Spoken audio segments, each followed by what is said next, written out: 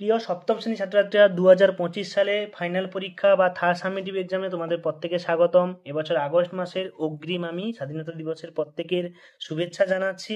তো আজকে আমরা করব, দেখো, তোমাদের তৃতীয় পরীক্ষা অর্থাৎ ফাইনাল পরীক্ষার গণিতের 1 নম্বর স্কুলটা রায়মার্টিন প্রশ্নবিচিত্রার 1 নম্বর স্কুলটা নিয়ে আলোচনা করব। সেই 1 নম্বর স্কুলটার নাম হচ্ছে আলিপুরদুয়ার হাই স্কুল। এই স্কুলের প্রশ্নপত্রগুলো আজকে সমাধান করব আমরা। তো দেখতে থাকো, তোমাদেরকে পরপর আমি দেখাচ্ছি ভিডিওগুলো। তো আলিপুরদুয়ার হাই স্কুলে আমরা একের দাগের 5টা এমসিকিউ প্রশ্ন দিয়েছে, সেই 5টা এমসিকিউ প্রশ্ন করব, তারপর পরপর করে আমরা সমস্ত গণিতগুলো সমাধান করব। তো প্রথমে দেখো, A square B square C square পরস্পর ক্রমিক সমানুপাতি হলে বি এর মান কত। এখানে বি এর মান হবে কত, রুট অফ এসি। এটা তোমাদের সমানুপাতি অধ্যায় থেকে দিয়েছে, তো তোমরা দেখবে এটা হবে এর দাগের অপশন, রুট অফ এসি। তারপর দুইটা দেখো, A square minus B square একটি উৎপাদক হলে এ প্লাস বি হলে অপরটি কত। তো তোমরা জানো এ স্কয়ার মাইনাস বি স্কয়ারের সূত্র হচ্ছে এ প্লাস বি হলে ইন্টু এ মাইনাস বি। তো সেই সূত্র থেকে দিয়েছে, তাহলে একটা যদি এ প্লাস বি হয় একটা হবে এ মাইনাস বি। এখানে উত্তর হবে এ মাইনাস বি, অর্থাৎ সির দাগের অপশনটা হবে সঠিক। তারপরে দেখো আমরা পরের পেজে চলে যাচ্ছি। পরের পেজের নাম্বার হচ্ছে 164 নম্বর পেজ থেকে পরের পেজে গণিতগুলো আমরা আলোচনা করব। তো দেখতে থাকো এক এক করে। বলছে কোন ক্ষেত্রে ত্রিভুজ আঁকা সম্ভব নয়। সম্ভব নয় কখন, যখন ত্রিভুজের দুটো বাহুর যোগফল দ্বিতীয় বাহু থেকে বেশি হবে। তাহলে এখানে দেখো ডির দাগে এটা 5 3 8 যোগ করলে এবং পরেরটা আছে 9, তাহলে এটা কিন্তু সম্ভব না। দেখো প্রথম দুটো যোগ করলে 8 হচ্ছে আর 9টা হচ্ছে বড়, অর্থাৎ ত্রিভুজের দুটো বাহু যোগফল অবশ্যই তৃতীয় বাহু থেকে বড় হতে হবে, তবেই ত্রিভুজ হবে। এখানে অপশন ডিটা হবে সঠিক উত্তর। চারেরটা কি বলেছে দেখো, একটি ত্রিভুজের দুটি কর্ণের দৈর্ঘ্য সমান হলে তাকে কি বলবো। তাহলে দুটো কর্ণ দৈর্ঘ্য সমান হলে আয়তক্ষেত্র, কারণ আয়তক্ষেত্রে দুটো কর্ণ সমান হয়, আয়তক্ষেত্রে কর্ণগুলো সমান হয়, বর্গক্ষেত্রেও সমান হয়। যেহেতু এখানে আয়তক্ষেত্র দেওয়া আছে বর্গক্ষেত্র নেই, তাহলে এখানে আয়তক্ষেত্রটা সঠিক উত্তর। একটি ট্রেনের গতিবেগ 72 কিমি পার ঘন্টা হলে মিটার পার সেকেন্ডে ট্রেনের গতিবেগ নির্ণয় করো। তো এটা কিন্তু খুব বড় প্রশ্ন, এটা 1 নম্বরে দিয়েছে। দেখো আমরা জানি কত, 1 ঘন্টা কি 3600 সেকেন্ডে যায় এত মিটার, 72 কিমি মানে কি 72,000 মিটার। তাহলে 1 সেকেন্ডে কত যায়, 72,000 বাই 3600, কাটাকাটি করলে 20 মিটার। তাহলে ট্রেনটির গতিবেগ কত হবে, 20 মিটার পার সেকেন্ড। অ্যান্সারটা কত হবে, 20 মিটার পার সেকেন্ড। এখানে কোন অ্যান্সারটা হবে, এর দাগেরটা, অর্থাৎ এর দাগেরটার সঙ্গে সঠিক। এবারে এখানে একটা ভুল দিয়েছে, 55 এর আসন্ন মান কত। এবারে 55 এর আসন্ন মান কি হবে, 10-এর গুণিতকে, 100-এর গুণিতকে না 1000-এর গুণিতকে, সেটা বলেনি। যদি আমরা 10-এর গুণিতকে হয় তাহলে এটা হবে কি, 50-এর গুণিতক হবে 60। যদি 100-এর গুণিতকে হয় তাহলে হবে 100, 1000-এর হলে 0। তাহলে এটা আমাদের কোনো কিছু বলেনি, তাহলে এই প্রশ্নটা একটু ভুল আছে। তোমরা যদি 100-এর গুণিতকে দেয়, এখানে 50 লিখবে, সরি 100 হবে। তাহলে 60-এর গুণিতকে হলে 60 হবে, তাহলে 10-এর গুণিতকে হলে 60 হবে, 1000-এর গুণিতকে হলে 0 হবে। তাহলে যেহেতু এটা 1000-এর গুণিতকে করতে যদি হয় তাহলে এটা 0 উত্তর হবে, না হলে হবে না। এখানে প্রশ্নটাই ভুল আছে, তো তোমরা একটু কারেকশন করে নেবে স্কুলের স্যারদের কাছ থেকে গিয়ে। এরপরে দেখো, দুইয়ের দিকে আমরা 6টা 2 নম্বরে প্রশ্ন দিয়েছে। তোমার কাছে 36টি ফল আছে, তার মধ্যে আম ও আপেল এত হলে আম ও আপেলের সংখ্যা নির্ণয় কত। তাহলে আম ইস্টু আপেল 1:3, মোট অনুপাত 3 আর 1 যোগ করলে 4। তাহলে 36টি ফলের মধ্যে আম আছে, 36 গুণিত আমের ভাগ হার 1/4, তাহলে কাটাকাটি করলে 9টি, এবং আপেল আছে কটা, 27টি, একই রকম 27টি।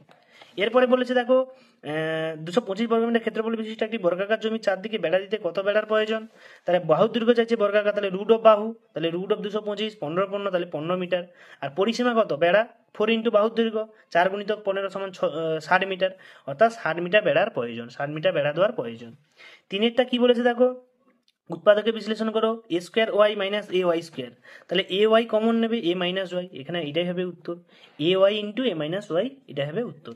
তারপরে বলেছে দেখো, 4xy কে দুটি বর্গে অন্তরূপে প্রকাশ। এখানে সূত্র দিয়েছে 4ab সূত্র, এ প্লাস বি এর হোল স্কোয়ার মাইনাস এ মাইনাস বি হোল স্কোয়ার, এটাই সূত্র অন্তরূপে প্রকাশ।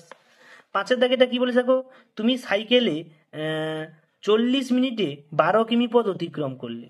তাহলে 40 মিনিটে কত, 12 কিমি পথ অতিক্রম করলে, তাহলে বলেছে সাইকেলের গতিবেগ ঘন্টায় কত। তাহলে 40 মিনিটে যায় 12 কিমি পথ, 1 মিনিটে কত কিমি পথ যাবে, আর 60 মিনিটে মানে ঘন্টায় কত যাবে।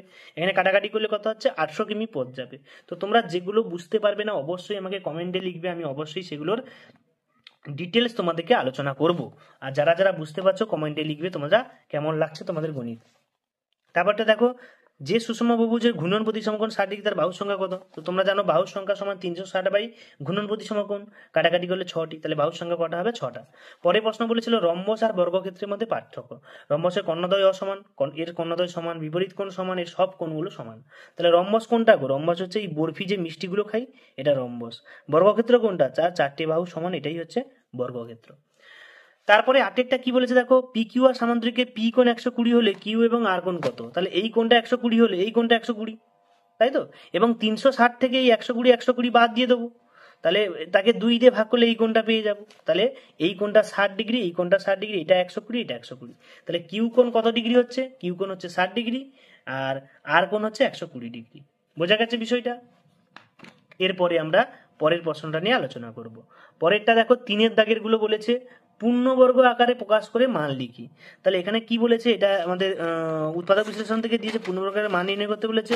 64a² প্লাস 16a+1 হলে এ হলে এটার মান কত হবে। তাহলে 64a² প্লাস 16a1 হলে যখন এ সমান 1, তাহলে এর মানটা বসিয়ে দিই, ঠিক আছে। এর মানটা এটা কার সূত্রে পড়ছে বলে তো, 8a² a² plus 2b plus b² a plus b whole square সূত্রে পড়ছে। এর মানটা বসিয়ে দিলে কত পাচ্ছি, 81। এর অ্যান্সারটা কত হবে, 81 হবে উত্তর। তারপরে দুইয়েরটা কি বলেছে দেখো, 5a প্লাস 1/7 হলে এত এর মান কত। তাহলে এখানে দেখো, এত এর মান সমান আমরা সূত্র নিয়ে আসতে হবে, তাই তো। এটার মানটাকে আমরা সূত্রে নিয়ে আসতে হবে, a plus B whole square minus 2ab। এটার মান দিয়ে দিয়েছে 5, তাহলে এটার মান বসিয়ে আমরা কত পাচ্ছি, 23×4=7। অ্যান্সারটা কত হবে, 23×4=7। তোমরা যদি এই গণিতগুলো বুঝতে সমস্যা হয় বলবে, যারা সূত্রর গণিত জানো, সূত্র করেছো, তারাই একমাত্র বুঝতে পারবে। তোমাদের বারে বারে বলা, সূত্রগুলো ভালো করে প্র্যাকটিস করো, অবশ্যই তোমার গণিত ভালো হবে। তিনেরটা কি বলেছে দেখো, যে সূত্রের সাহায্যে গুণ করো a² plus a+1 a² minus a+1 a⁴ minus a²+1। এটার মান দেখো, এটা উৎপাদক এতে সূত্রের সাহায্যে করতে হবে। এইটার মান একটা দিয়েছে, এটার মান দেখো এখান থেকে এটা a² মাইনাস b² সূত্র পড়ছে। এবারে এই দুটোকে দেখো এ করলে এটাও a² মাইনাস b² সূত্র পড়ছে। টোটাল অ্যান্সারটা হবে a⁴ প্লাস a⁴+1। এখানে হচ্ছে ফাইনাল অ্যান্সার, এটাই হবে। তো তারপর দেখো, আমরা 4-এর দাগের 1-এরটা করবো। 4-এর দাগের 1-টা আমি এগুলো ডিটেলসে আলোচনা করছি না, যেহেতু 70 নম্বরের পরীক্ষা, বিশাল বড় ভিডিও হয়ে যাবে, এই জন্য আমি খুব স্পিডে আলোচনা করছি। তোমাদের যদি বোঝার সমস্যা হয় কমেন্টে দাগ নাম্বার দিয়ে লিখবে, সেগুলো আমি ডিটেলসে আলোচনা করে দেবো, যাতে যাতে বুঝতে সমস্যা হবে, ঠিক আছে। তারপরে দেখো, আমরা 3-এর দাগের গুলো করবো। 3-এর দাগের 1-একটা এগুলো হচ্ছে, 4-এর দাগের গুলো করবো। উৎপাদক বিশ্লেষণ দিয়েছে, উৎপাদক বিশ্লেষণ কি দিয়েছে, 4-এর দাগে 1-একটা দেখো, এখানে xy plus 2x plus y plus 1, এই দুটো থেকে দেখো y কমন নাও, আর এখানে 2 কমন নাও, দুটো মিলে যাচ্ছে, উত্তর হবে x+1 y+2। এটাই হবে অ্যান্সার। তারপরটা বলেছে তো 2ab minus a² minus b² plus c²টা রেখে দাও, আর এটা এদিকে মাইনাস কমন নিলে দেখো a minus b whole square সূত্র পড়ছে, আর এটা তো a² মাইনাস b² সূত্র জানো, a plus b whole into a minus b। Plus মাইনাসটা তোমরা ঠিক করে লিখবে, অবশ্যই গণিতটা মিলে যাবে, উত্তরটা অবশ্যই মিলবে। এটা হচ্ছে 2-এর দাগে, 4-এর 2। এবারে 5-এর দাগের গণিতটা করবো। দুটো সমাধান দিয়েছে, খুবই সহজ সহজ সমাধান 3টে দিয়েছে, ঝটপট করে আমরা দেখে নেব, তাই তো। তো 3-এরটাও দিয়েছিল, দেখো 3-এর দাগের গণিতটা এখানে করা আছে। উৎপাদক বিশ্লেষণ a⁴ a² b² plus b⁴, এটা সূত্রে পড়ে যাচ্ছে। এটা আবার a² মাইনাস b² সূত্র পড়ছে, a প্লাস b হলো ইন্টু a মাইনাস b। এটা দেখো, এটা 2ab করতে হবে, দিয়ে একটা ab বিয়োগ করে দিলে হয়ে যাবে। 2 ইন্টু a² b², একটা a² b² কেটে দিলে এটা চলে আসবে, তাহলে সূত্রটা মিলে যাচ্ছে। দেখো, দুটো সমাধান এখানে দিয়েছে, ছোট ছোট করে লিখেছি। 3 প্লাস 2x 1 মাইনাস x, এক্সগুলোকে একদিকে করেছি, x এর মান কত পেয়েছে, 2/3। আবার এটাও দেখো, এক্সগুলোকে একদিকে করেছি, এ বি কে আলাদা দিকে করে দিয়েছি, আর এখানে এক্স কমন নিয়েছি, এ বি টার্মগুলো যা আছে এগুলো সব ধ্রুবক পদ, নিচে পাঠিয়ে দিয়েছি, তাহলে এক্স এর মান কত হচ্ছে, মাইনাস অফ এ বি। অ্যান্সারটা হবে কত, মাইনাস অফ এ বি। তারপরে 3-এরটা দেখো, 3-এর সমাধানটাও এখানে দিয়েছে, এই যে এই সমাধানটা 3-এর দাগেটা দেখো, x/2 মাইনাস 2/5 সমান x/3 মাইনাস 1/4 হলে, এটা দেখো এক্স গুলোকে একদিকে করে, সংখ্যাগুলোকে একদিকে করেছি, ভগ্নাংশ যোগ বিয়োগ করে। এখানে দেখো গোনাগুনি গুণ করলে কত হচ্ছে, 40x 7 18, 18/40 সমান অ্যান্সারটা হচ্ছে 9/20। নির্ণয় সমাধান কত হচ্ছে, 9/20। এটাই হবে অ্যান্সার। এরপরে আমরা 6-এর দাগের গণিতগুলো দেখবো। 6-এর দাগে অনেক বড় বড় গণিত দিয়েছে, একটা অনুপাত থেকে দিয়েছে, যেখানে মধু মানস ও কুন্তলের অনুপাত দিয়েছে, কে কত টাকা পাবে। তাহলে তোমরা জানো, মধু মানস কুন্তল টাকার অনুপাত দিয়েছে, এদের আনুপাতিক ভাগহার সব টুকটুক করে বার করেছে। তোমরা আনুপাতিক ভাগহার না বার করলেও চলবে, ডাইরেক্ট করলেও হবে। তাহলে আনুপাতিক ভাগহার বার করেছে, তাহলে এত টাকার মধ্যে মধু পাবে, গুণ করলে কত, 2200 টাকা। এটা কুন্তল পাবে 3300। তারপরে এ পাবে, ইন্দ্র পাবে কত, এই কুন্তল পাবে কত, 4400। ঠিক আছে, কি কি দিয়েছিল, মধু, মানস, কুন্তল আর ইন্দ্র। মধু এটা মানস হবে, এটা মানস, মানস পাবে, কুন্তল পাবে, ইন্দ্র পাবে। তাহলে প্রত্যেকে কত কত টাকা করে পাবে, এখানে ফাইনাল অ্যান্সারটা এখানে দেওয়া আছে, তোমরা করবে।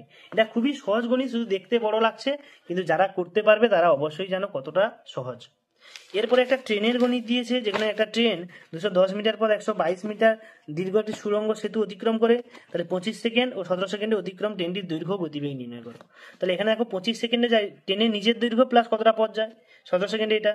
এই দুটো বিয়োগ করলে কত পাচ্ছি গো, দেখো বিয়োগ করলে দেখো 8 সেকেন্ডে যায়, এটা তো কাটবে, নিজের দৈর্ঘ্য কাটবে, 88 মিটার পথ 1 সেকেন্ডে কত যায়, তাহলে 17 সেকেন্ডে কত যাবে ট্রেনটির দৈর্ঘ্য, সেটা থেকে বিয়োগ করে, এটা থেকে বিয়োগ করলে ট্রেনের দৈর্ঘ্য পেয়ে যাবো 17 সেকেন্ডে কতটা গিয়েছিল। তাহলে ট্রেনের দৈর্ঘ্য হচ্ছে 65 মিটার, তাহলে গতিবেগ হচ্ছে এটাতে গুণ 11কেই 36 দিয়ে গুণ করলে, 36 সাথে গুণ করলে আমরা ঘন্টা পেয়ে যাব। তাহলে এখানে ফাইনাল অ্যান্সারটা হচ্ছে দেখো 39.6 কিমি পার ঘন্টা, 39.6 কিমি পার ঘন্টা, এটা হচ্ছে ট্রেনের গতিবেগ এবং ট্রেনের দৈর্ঘ্য হচ্ছে 65 মিটার। 3 দাগে দেখো একটা ছবি দিয়েছিল, ছবি দিয়ে বলেছে 4 মিটার চওড়া রাস্তার ক্ষেত্রফল।